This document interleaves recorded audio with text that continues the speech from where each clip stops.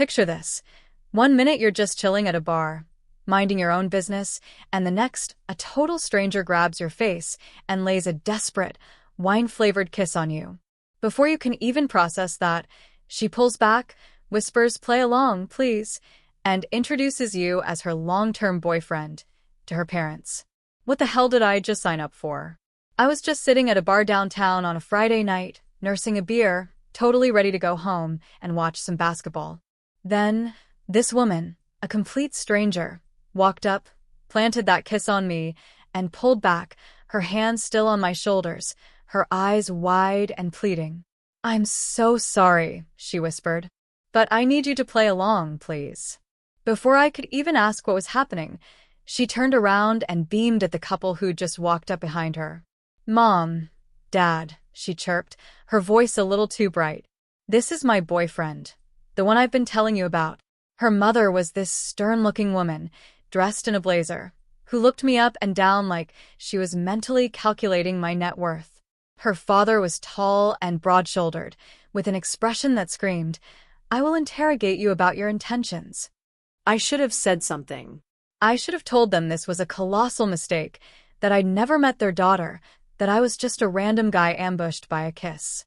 Instead, I heard my own voice, as if from a distance, say, "Nice to finally meet you both. She's told me so much about you."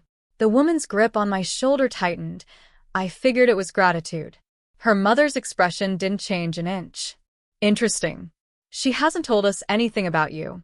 Not your name, not what you do, not how you met. Nothing." "That's because I wanted it to be a surprise," the woman cut in quickly, a hint of panic in her voice. "I knew you'd be in town this week, and I wanted you to meet him in person rather than just hearing about him over the phone." Her father crossed his arms. "And your name is?" I looked at her. She looked back at me, her eyes a wild mix of pleading and terror. We hadn't discussed a single detail of this fake relationship, and now I was supposed to pluck a name out of thin air that matched whatever wild story she'd concocted. "Andrew," I said, going with the first name that popped into my head. "Andrew Fletcher." "And what do you do, Andrew?" her mother probed. "I'm in software development," I replied. "Web applications mostly." That part, at least, was actually true. The woman beside me seemed to relax a fraction. "How did you two meet?" her father pressed. She jumped in before I could even open my mouth. "At a coffee shop 3 months ago. I spilled my latte all over his laptop and felt terrible, so I insisted on buying him a new drink. We got to talking and..." She trailed off, looking at me to finish. "And I asked for her number before she could leave." I picked up, my brain scrambling. Best coffee shop accident of my life. Her mother's expression softened ever so slightly, which I took as a good sign. Her father, though, still looked skeptical. 3 months, he said, drawing out the words. "That's not very long." "Long enough to know she's special," I replied, and the woman squeezed my shoulder again. We were improvising a relationship in real time, and somehow, we weren't completely bombing it.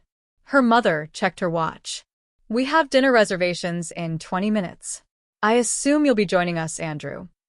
My beer was still half full on the bar behind me. I'd been planning to finish it, go home, and watch basketball. Now, I was apparently going to dinner with total strangers, pretending to date someone whose name I didn't even know. "I'd love to," I said. The woman finally released my shoulder and took my hand instead, lacing our fingers together like we'd done it 1,000 times. Her hand was warm, and I noticed slightly trembling. We followed her parents out of the bar. The moment we were a few steps behind them, she leaned close and whispered, "Thank you. I'll explain everything. I promise. And I'm Sophia, by the way, Andrew." She let out a small, slightly hysterical laugh. "But you already know that because I just made it up in front of your parents." "I'm so sorry." I panicked. They showed up 3 days early, and I wasn't prepared, and they kept asking about my boyfriend, and I didn't know what to do. "So, you grabbed a random stranger at a bar?" "You were the closest person who looked reasonably dateable." I didn't have time to be picky. "Reasonably dateable," I mused. "I'll put that on my dating profile." She squeezed my hand. "I owe you everything." Dinner's on me. And after tonight, you never have to see me again. We arrived at an Italian restaurant a few blocks away. I found myself sitting across from Sophia's parents, desperately trying to remember every detail of the fake relationship we'd just invented. 3 months, coffee shop, spilled latte. Her name was Sophia. My name was Andrew, which was actually my real name, so at least I wouldn't forget that part. The waiter came and took drink orders. Sophia's father ordered scotch. Her mother, white wine. Sophia ordered red wine and looked like she wanted to drink the entire bottle. I ordered another beer and tried to look relaxed. So, Andrew, Sophia's mother began once the waiter left. Tell us about yourself. Where did you grow up? Illinois, small town outside Chicago. Moved here for college and stayed for work. All true. I was accidentally being honest, which somehow made the lying easier. And your family? Parents are still in Illinois. One sister, younger. She's a teacher. Also true. This was the easiest fake relationship I'd ever been in. Do you see them often? Sophia's father asked. Few times a year, holidays mostly. We video call regularly, though. Sophia was watching me with an expression I couldn't quite read. Grateful, maybe, but also curious, like she was learning about the person she was supposedly dating. What about your intentions with our daughter? Her father asked, blunt as ever. Sophia choked on her water. Dad, we've been dating for 3 months. Can we not do the interrogation thing right now? I think it's a fair question, her mother said. You've been very secretive about this relationship. We're just trying to understand what's happening. I could feel Sophia tensing beside me. This was the moment where I could bail, make an excuse, end this charade. Instead, I reached under the table and found her hand, the same way she'd grabbed mine outside the bar. My intentions are to make her happy, I said. That's it. That's all I'm focused on right now. Sophia's hand tightened around mine. Her father studied me for a long moment, then nodded slightly. Good answer. The waiter returned with our drinks and took our dinner orders. The conversation shifted to safer topics. Sophia's mother talked about their flight in and their hotel. Her father asked about my job in more detail, and I explained web development in a way that made it sound far more interesting than it actually was. Sophia jumped in occasionally with comments that suggested she knew things about my work, my habits, my life. She was good at this, better than I was. She referenced a fictional movie we'd seen together last week. She mentioned a restaurant we'd supposedly tried that had terrible service but amazing food. She built an entire relationship out of nothing, and I followed her lead, adding details that made sense, that felt real. By the time our entrées arrived, I almost believed we'd been dating for 3 months. Her parents had relaxed considerably. Her mother even smiled when Sophia told a story about me supposedly trying to cook dinner for her and nearly setting off the smoke alarm. He's better at ordering takeout, Sophia said, squeezing my hand above the table now. Much better. Everyone has their strengths, I replied. Her father actually laughed. Halfway through dinner, Sophia's phone rang. She glanced at the screen, and her face went pale. Excuse me, I need to take this. She stood up and walked toward the restaurant entrance. Her mother watched her go, with concern. Is everything all right? I'm sure it's fine, I said, though I had no idea. I was flying blind through this entire evening. Her father leaned forward. Andrew, can I be honest with you? Of course. Sophia has had a difficult year. The breakup with her previous boyfriend was hard on her. We worry about her. She doesn't always make the best choices. I nodded, unsure what to say. I didn't know anything about her previous boyfriend or her difficult year. But tonight, her mother added, seeing her with you, she seems lighter, happier. I don't know what you're doing, but keep doing it. The weight of their words settled on me. They genuinely cared about their daughter. They wanted her to be happy. And here I was helping her lie to them. Sophia returned a few minutes later, her expression carefully neutral. Everything okay? I asked. Fine, just work stuff. But her hand was shaking when she picked up her wine glass. Something had rattled her with that phone call. After dinner, her parents announced they were heading back to their hotel. They had an early morning and wanted to rest. Sophia's mother hugged her goodbye, then surprised me by hugging me too. It was lovely to meet you, Andrew. I'm glad Sophia has someone who makes her happy. Her father shook my hand with a grip that was slightly too firm. Take care of her. I will, I promised. They left, and suddenly it was just Sophia and me standing on the sidewalk outside the restaurant. The performance was over. The curtain had closed. We were just two strangers again. I can't believe we pulled that off, Sophia said. She was still holding my hand, though I wasn't sure if she'd noticed. Your parents are terrifying. I know. I'm sorry you had to deal with that. Why did you need a fake boyfriend? I asked. What was so bad about telling them the truth? She let go of my hand and wrapped her arms around herself. The truth is, I broke up with my actual boyfriend 2 months ago, and I didn't tell them. They loved him. They thought we were getting married. So, you invented a new boyfriend instead of just telling them you broke up? When you say it like that, it sounds insane. Because it is insane. She laughed. A real, genuine laugh that made her eyes crinkle. I know it's crazy, but they were so excited about visiting and meeting him, and I couldn't deal with disappointing them again. I disappoint them a lot. There was something in her voice that made me think this went deeper than just a breakup. Again? I asked. She looked away. I dropped out of law school last year. They were not thrilled. Then I quit my corporate job to freelance as a graphic designer, which they also hated. Then the boyfriend they actually approved of dumped me because I wasn't ambitious enough. So, yeah, I have a track record of letting them down. Sounds like you have a track record of making choices for yourself instead of for them. She looked back at me, surprised. That's actually a nice way to put it. We stood there for a moment, traffic passing by, the restaurant noise muffled behind us. Who called you during dinner? I asked. She hesitated. My ex. The one my parents think I'm still dating. What did he want? To tell me he's engaged. To someone he met 6 weeks ago. He wanted me to hear it from him before I saw it on social media. The pieces clicked together. So, he dumps you for not being ambitious enough, then gets engaged to someone else 2 months later? Apparently, she's a corporate attorney. Very ambitious. Very approved of by everyone's parents. Her voice cracked slightly. I'm sorry, I said. That's awful timing. Timing has never been my strong suit. She pulled out her phone and checked the time. I should let you go. You've already done way more than any reasonable stranger should. Thank you, she said finally. For tonight, for going along with this ridiculous plan, for being a surprisingly convincing fake boyfriend.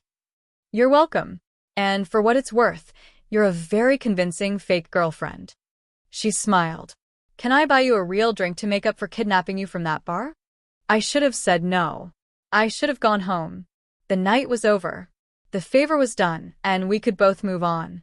Sure, I said. We walked back to the bar where this had all started and found 2 seats at the end. Sophia ordered another glass of wine. I got another beer. So, I said, tell me about the real Sophia. The one who isn't making up stories for her parents. She took a long sip of wine. The real Sophia is a mess. She's 28, lives in a studio apartment with too many plants, and spends most of her time designing logos for startups that never quite take off. She has commitment issues and anxiety and a tendency to catastrophize everything. Sounds pretty normal to me. What about the real Andrew? Who is he when he's not pretending to be someone's boyfriend? I thought about it. The real Andrew is 30, works from home most days, and hasn't been on a date in 6 months because he's terrible at dating apps and even worse at meeting people in person. 6 months? That seems impossible. I'm very good at being alone. That's sad. It's efficient. She laughed. You're weird. You grabbed a stranger at a bar and made him meet your parents. You don't get to call me weird. We talked for another hour. She told me about her ex-boyfriend, the lawyer who dumped her because she wasn't driven enough. I told her about my last relationship, which had ended because I worked too much and didn't make enough time for the person I was dating. She showed me some of her design work on her phone. I showed her the app one was currently developing for a client. Somewhere around 11 p.m., she checked her phone. I should probably go. I have a client meeting in the morning. Yeah, I should head home too. Neither of us moved. This was fun, she said.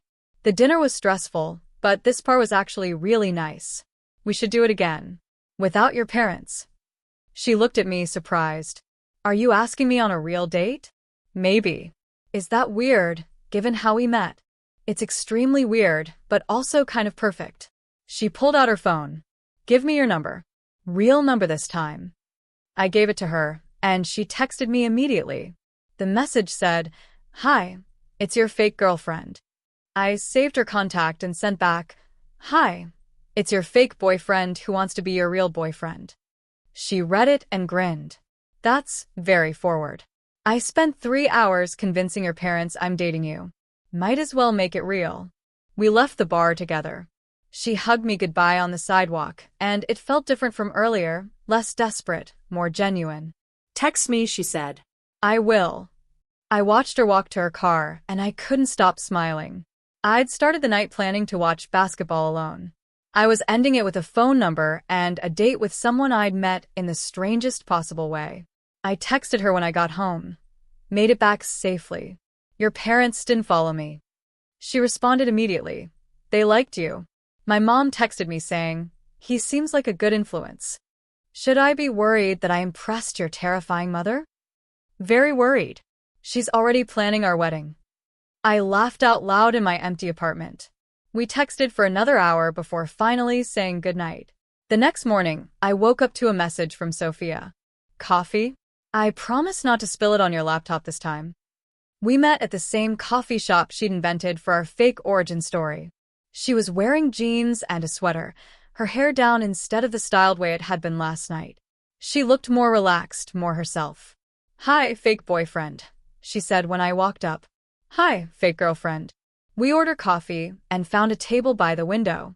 So, how does this work, she asked. Do we keep pretending for your parents, or do we actually try this? I vote we try this for real, with the understanding that we're both disasters who are terrible at relationships. That's the most honest first date proposition I've ever heard. She held up her coffee cup. To being disasters together. I clinked my cup against hers. To meeting in the weirdest way possible. We talked for 2 hours. She told me about growing up with high-achieving parents who never understood her creative side. I told her about moving away from home to escape expectations. We discovered we'd both gone to the same college, but never met. We both hated cilantro. We both loved terrible reality TV. When we finally left the coffee shop, she took my hand as we walked to our cars. Same time next week? She asked. How about dinner tomorrow? That's very eager. I've already met your parents. Might as well skip the slow build-up. She laughed. Okay, tomorrow. We went to dinner the next night and the night after that. By the end of the week, we'd seen each other 5 times. It was fast, probably too fast. But there was something about starting with a lie that made the truth feel more important. We didn't have to play games or pretend to be less interested than we were. We'd already done the pretending part. 3 weeks in, Sophia's mother called her while we were having lunch together. Sophia put her on speaker. Hi, Mom. Hi, sweetie. I just wanted to check in. How are things with Andrew? Sophia looked at me across the table. We talked about this, about whether to tell her parents the truth. Things are good. Really good, actually. I'm so glad. Your father and I really liked him. He seems very grounded. He is. When are we going to see you two again? Sophia hesitated. Actually, Mom, there's something I need to tell you. The night you met Andrew? That wasn't exactly how I described it. Her mother was quiet for a moment. What do you mean? We hadn't been dating for 3 months. We'd actually just met that night. I panicked when you showed up early, and I grabbed him at the bar and asked him to pretend to be my boyfriend. The silence on the other end lasted so long I thought the call had dropped. Mom, you lied to us. Yes. I'm sorry. I didn't know what else to do. So this Andrew, he's not even your real boyfriend? Sophia looked at me. He wasn't then, but he is now. We started actually dating after that night. I don't understand. Why would you do something like that? Sophia's eyes filled with tears. Because I was embarrassed. Because I knew you were disappointed about the breakup with David. Because I'm tired of feeling like I'm failing at everything. Her mother sighed heavily. Sophia, we've never thought you were failing. You didn't approve of me leaving law school. You didn't like me quitting my job. We worried about you. That's not the same as being disappointed. Her mother paused. But lying to us, bringing a stranger to dinner, and making us believe he was someone important to you? That crosses a line. I know. I'm sorry. Is he still there? This Andrew? Yes, I'm here, I said. Can I say something? Go ahead. I squeezed Sophia's hand. What she did was impulsive and not well thought out, but her reasons for doing it came from a good place. She loves you both, and she didn't want to disappoint you. And for what it's worth, I'm glad she grabbed me that night, because she's amazing, and I wouldn't have met her otherwise. Another long pause. Then you're dating now? This isn't another story. We're really dating, Sophia said. I promise. Well, her mother said slowly. I suppose the unconventional meeting makes for a better story than a coffee shop. Sophia let out a surprised laugh. You're not mad. I'm processing. Your father will have thoughts when I tell him. But no, I'm not mad. Confused? Yes. Mad? No. They talked for a few more minutes before hanging up. Sophia put her phone down and looked at me. I can't believe I just told her the truth. How do you feel? Terrified. Relieved. Like I might throw up. All reasonable responses. She laughed. Thank you for backing me up. That's what real boyfriends do. Her phone buzzed with a text from her father. Your mother just told me everything. We need to discuss boundaries and honesty, but I'll admit it takes courage to grab a stranger and ask them to meet your parents. You inherited that from me. Sophia showed me the message. My dad made a joke. That's his way of saying I'm forgiven. Over the next few months, we fell into a relationship that felt both new and familiar. We'd started with the pressure of a fake 3-month relationship, so the real one felt easier by comparison. No pretending, no games, just two people who'd met in the strangest way and decided to see where it went. Her parents came to visit again, 3 months after that first dinner. This time, there was no lying, no pretending, just an actual relationship with actual history. At dinner, her father asked me, So, Andrew, looking back, would you have done anything differently that first night? I thought about it. I probably should have asked more questions before agreeing to meet you. But no, I wouldn't change anything. I'm glad it worked out that it did, he said, raising his glass. Her mother asked Sophia the same question. Would you grab a stranger at a bar again if you could go back? Sophia looked at me and smiled. Only if I knew it would be him. 6 months after we started dating, we moved in together. Her studio apartment was too small for both of us and all her plants, so we found a 2-bedroom that fit us both. My parents flew in to help us move and to meet Sophia. My mom pulled me aside while we were unpacking boxes. She's wonderful. I like her. I like her too. How did you two meet again? You were vague on the phone. I told her the truth. The whole story. From the kiss at the bar, to the dinner with her parents, to how it all became real. My mom laughed so hard she cried. That's the most ridiculous meet-cute I've ever heard. I know. You're going to have to tell that story at your wedding. We're not engaged yet, Mom. She gave me a look. Yet. She was right, of course. I knew within the first few weeks that Sophia was different, that this was different. 1 year after the night at the bar, I took Sophia back to that same spot where she'd first kissed me. The bartender, who'd been working that night, was there again. I'd called ahead to arrange things. What are we doing here? Sophia asked, recreating our origin story. Except this time, I'm the one who's going to surprise you. I got down on one knee right there in the bar. People turned to look. The bartender was recording on my phone like I'd asked. Sophia, a year ago, you grabbed me at this bar and made me pretend to be your boyfriend. You dragged me to dinner with your parents and made me lie about how we met and created this whole fake relationship out of nothing. She was already crying. And somehow that fake relationship became the most real thing in my life. So, I'm asking you now, in the place where this all started, will you make this permanent? Will you marry me? She didn't even let me finish before she said yes. The bar erupted in applause.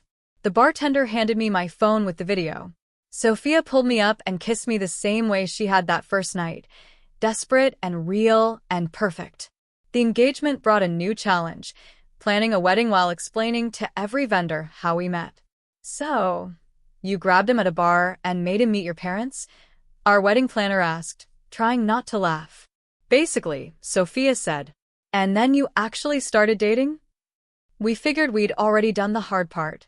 Might as well make it real. The planner shook her head, smiling.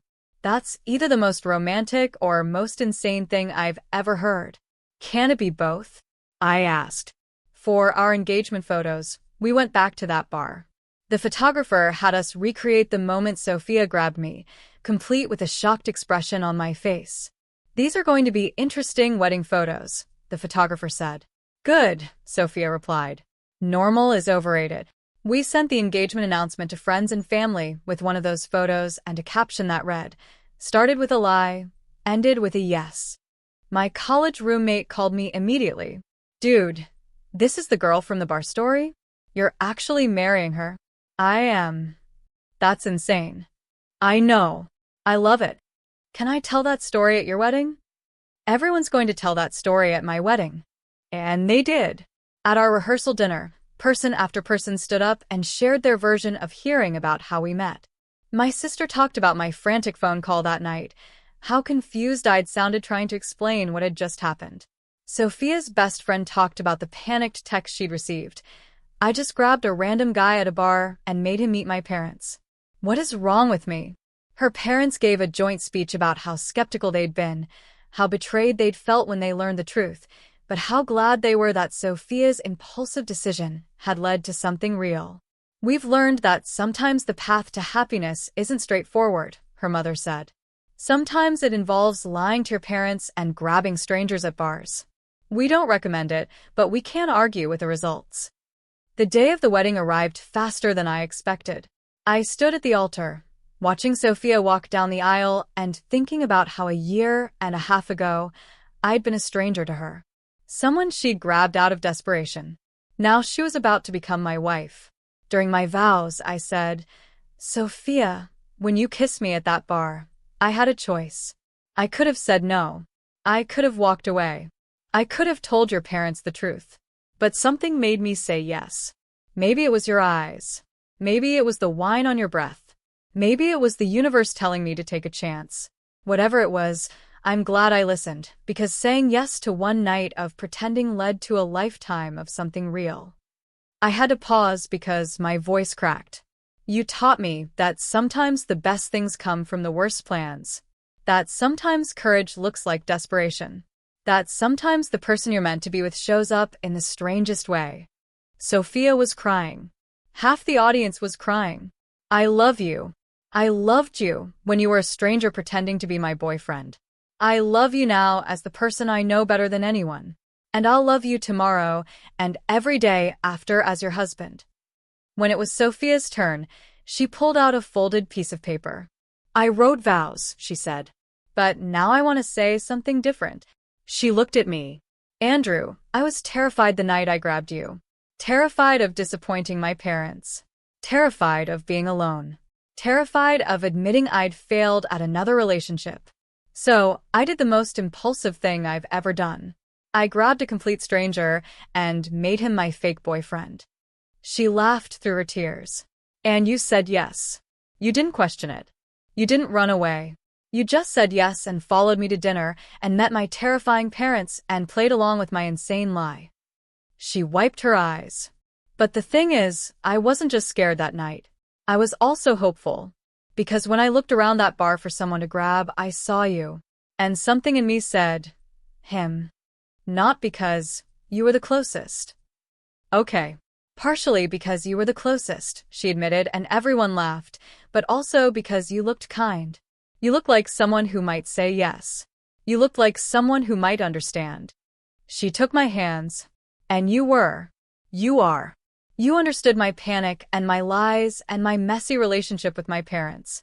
You understood all of it and you stayed anyway. You turned one night of pretending into something neither of us had to fake. She squeezed my hands. I love you. I loved you when you were a stranger doing me a favor. I love you now as my partner and my best friend. And I'll love you forever as your wife. Thank you for saying yes. Thank you for not running away. Thank you for being exactly who I needed, exactly when I needed you. By the end, I was crying too. The officiant had to wait a moment before continuing, because we were both trying to compose ourselves.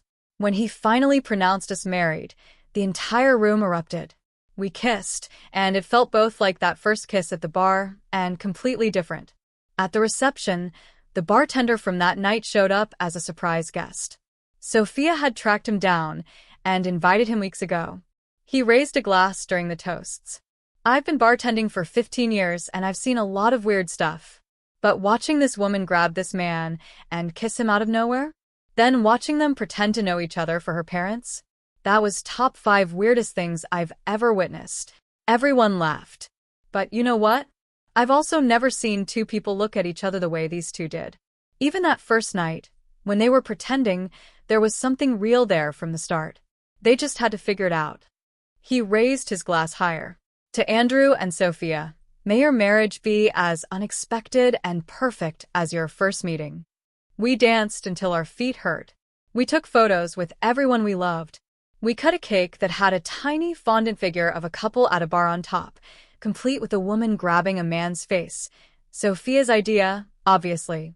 My best man gave a speech about how I'd called him that night. He said, and I quote, "I just met a girl who either thinks I'm her boyfriend or is having some kind of episode. I'm not sure which, but I think I like her." And I said, "That's the dumbest thing I've ever heard. Don't get involved." And he said, "Too late. I'm already at dinner with her parents." Everyone roared with laughter. So this is my fault, really. If he'd listened to me, none of this would have happened. You're welcome. Later in the night, Sophia's father pulled me aside. You know, when she first told us the truth about how you met, I was angry. I felt manipulated. I understand. But watching you two today, seeing how you look at each other, I realized something. The circumstances were unusual, but the connection was real. You can't fake that. He put his hand on my shoulder. Take care of my daughter, Andrew. Even when she makes impulsive decisions and grabs strangers at bars. Especially then, I said. He laughed and walked away. At the end of the night, Sophia and I stood in the parking lot of the venue, both of us exhausted and happy. We did it, she said. We actually got married. We did. How did we get here? From a random bar to this. I pulled her close. You grabbed me. I said yes. Everything else just followed. Best impulse decision I ever made. Best yes I ever gave. We drove to a hotel near the airport. We were flying to Italy for our honeymoon in the morning. But before we left, before we started that next chapter, we made one more stop. We drove back to the bar. It was late, almost midnight, but the place was still open. We walked in and sat at the same spots where we'd first talked after dinner with her parents. The same bartender was working. He saw us and grinned. Back already? The marriage didn't take. Just wanted to end where we started, Sophia said. He poured us 2 drinks on the house. To the weirdest couple I've ever met. We clinked glasses and drank. Do you ever wonder what would have happened if you'd grabbed someone else? I asked. Sophia thought about it. All the time. But I didn't. I grabbed you. Why me, though? Really? She looked at me for a long moment. Honestly? You were smiling. Not at anything in particular, just smiling while you sat there alone.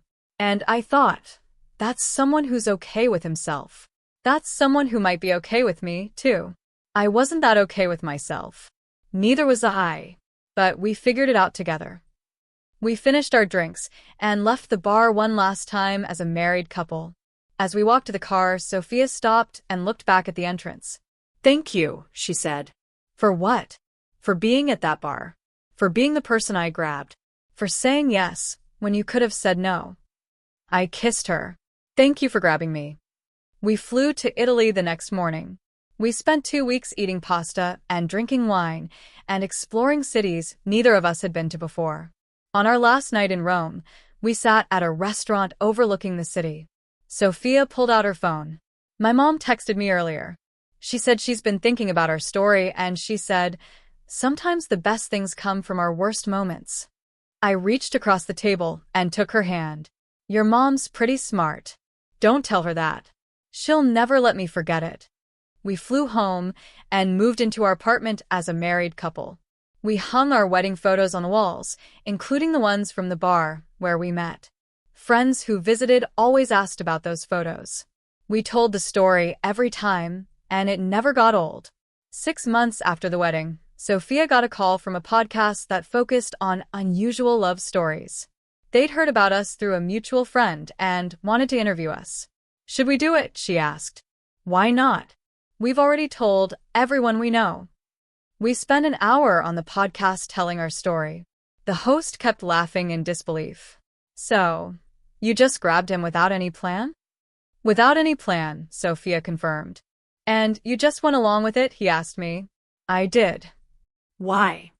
I thought about it. Because life is short and boring things happen every day. And when something interesting shows up, even if it's weird and makes no sense, you should probably say yes. The podcast episode went viral.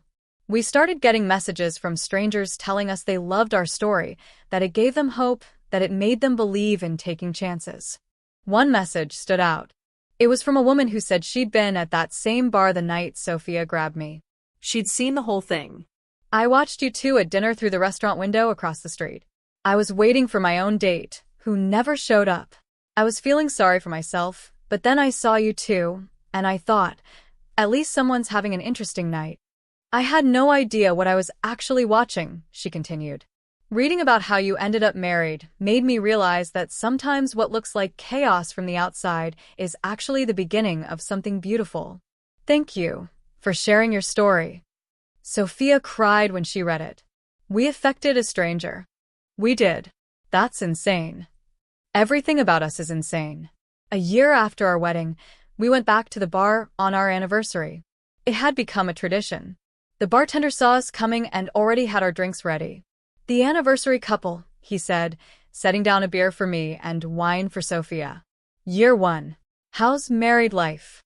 "Weird and wonderful," Sophia said. "Same as everything else about us." We sat at our usual spots and toasted to surviving a year of marriage. "Do you think we'll still be doing this in 10 years?" Sophia asked. "Coming back here every anniversary?" "I hope so." "What about 20 years? 50? I looked around the bar. "As long as this place is still standing." "Yeah, I think we will." She leaned her head on my shoulder. Good. "I like our traditions. Even the weird ones. Especially the weird ones." 2 years after our wedding, Sophia announced she was pregnant. We were sitting at home when she told me, and I immediately suggested we go to the bar to celebrate. "We're celebrating at the place where I ambushed you." "Where else would we celebrate?" We went that night. The bartender congratulated us and gave us sparkling cider instead of our usual drinks. "This place is going to be in your kid's origin story," he said. "How do you feel about that?" "Proud," Sophia said.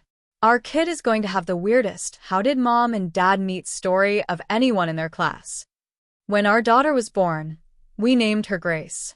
Not after anyone in particular, just because we liked it, but also because Grace felt like the right word for what had happened to us. Grace for Sophia's impulsive decision. Grace for my willingness to say yes. Grace for everything that followed. We brought Grace to the bar when she was 3 months old. The bartender took a photo of the 3 of us sitting in the same spots where Sophia and I had first talked. "This is going up on the wall," he said. "You two are officially bar legends." When Grace was old enough to ask how we met, we told her the truth. The whole story. Nothing left out. She listened with wide eyes. "Mommy grabbed a stranger." "Mommy grabbed Daddy," Sophia corrected. "But yes, technically a stranger at the time."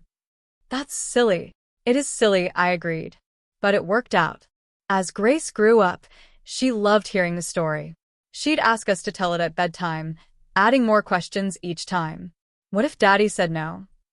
Then I would have had to grab someone else. What if nobody said yes?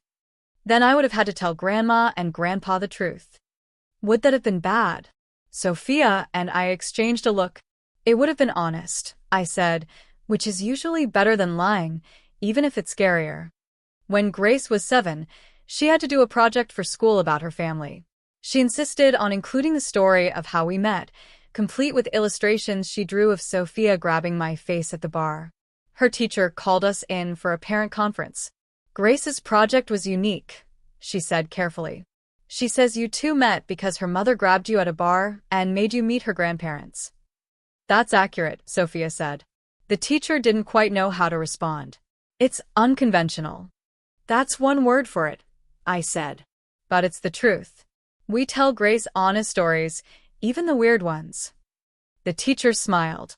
Well, it certainly made for the most memorable presentation. The other kids couldn't stop talking about it. Grace beamed with pride. On our 10th anniversary, we went back to the bar as usual, but this time we brought Grace with us. She was 8 years old and so excited to see the place where her parents met. This is it, she asked, looking around. I thought it would be fancier. It's a bar, sweetheart, Sophia said. They're not usually fancy. The bartender, who'd been working there all 10 years we'd been coming back, made Grace a Shirley Temple. Your parents are the best love story I've ever seen, he told her. And I've seen a lot of people meet at this bar. They're weird, Grace said matter-of-factly. The best people usually are. We sat at our usual spots, Grace between us, and toasted to 10 years. I can't believe it's been a decade, Sophia said. Feels like yesterday and forever ago at the same time. Do you regret it? I asked, grabbing a stranger. Never. Best worst decision I ever made. Grace tugged on my sleeve. Daddy, will you tell me the story again? We just told you this morning. I know, but I want to hear it here, where it happened. So we told the story again, sitting in the exact place where it began, about panic and impulse and saying yes to something strange, about a fake relationship becoming real, about taking chances and finding love in unexpected places. When we finished, Grace said, I'm glad Mommy grabbed you. Me too, kid. Me too. We sat there for another hour, just the three of us, in the bar where everything started, where two strangers became something more, where a lie became truth, where panic became love. Later that night, after we put Grace to bed, Sophia and I sat on the couch. 10 years, she said. Since the bar. Best decade of my life. Mine too. She curled up against me. Do you ever think about what would have happened if things had gone differently? If you'd said no? But you didn't give me much choice. You just grabbed me and started lying to your parents. She laughed. True, sorry about that. Don't be. Best thing that ever happened to me. We sat in comfortable silence, the kind that only comes after years together. After countless conversations and arguments and makeups, after building a life from nothing. Andrew, yeah? Thank you for saying yes. I kissed the top of her head. Thank you for asking. 15 years after that night at the bar, we took Grace, now a teenager, back to our anniversary spot. She rolled her eyes when we suggested it. Do we have to? That place is so old. That place is where your parents met, Sophia said. It's tradition. Grace came along reluctantly, but by the time we got there, she was smiling. The bar had changed ownership, and our favorite bartender had retired, but the place still felt the same. We sat in our usual spots and ordered our usual drinks. Grace got a soda and pulled out her phone. Mom, Dad, can I ask you something? Sure, I said. Do you think grabbing a stranger is good relationship advice? Sophia and I looked at each other and laughed. Absolutely not. Sophia said. Then why do you always tell the story like it's romantic? Because it is romantic, I said. But it's also lucky. Most of the time, grabbing a stranger at a bar doesn't end with marriage and a family. So, what's the actual lesson? Grace asked. We thought about it. Take chances, Sophia said. Even when they're scary. And when someone offers you something unexpected, I added, don't automatically say no. Sometimes the weird paths are the right ones. Grace nodded slowly. Okay, that's actually pretty good advice. We finished our drinks and left the bar. On the way to the car, Grace said, when I'm older and I meet someone, I'm going to have to come up with a way better story than we met on a dating app. Or, Sophia suggested, you could just be honest about however it happens. That's usually the best story anyway, even if it's boring. Nothing real is boring, I said. 20 years after the night at the bar, Sophia and I went back alone. Grace was in college, living her own life, making her own stories. We sat in our usual spots and ordered our usual drinks. The place had changed again. New owners, new staff, new decor, but we kept coming back. 20 years, Sophia said, shaking her head. 2 decades since I grabbed your face and ruined your Friday night. Best ruined Friday night of my life. She took my hand across the bar. Do you think we'd have met any other way if I hadn't grabbed you? I don't know. Maybe, maybe not. I like to think we would have. That somehow, someway, we were supposed to find each other. Maybe, I said. Or maybe you got really lucky grabbing a stranger who happened to be single and willing to go along with your insane plan. Luck, fate, whatever. I'll take it. We sat in comfortable silence, watching other people come and go. Young couples on dates, friends meeting for drinks, strangers who might become something more. Andrew. Yeah. If I could go back and do it differently, I wouldn't change a thing. Not even the lying to your parents part. Not even that. 'Cause it gave us this. All of it. I squeezed her hand. Me neither. We finished our drinks and left the bar one more time. As we walked to the car, Sophia looked back at the entrance. Same time next year? She asked. Always, I said. And we kept that promise. Every year, every anniversary, we went back. Back to the place where 2 strangers became something more. Where pretending became real. Where one impulsive decision changed everything. I pretended to be someone's boyfriend for one night. And now, decades later, I'm still her husband. Still saying yes.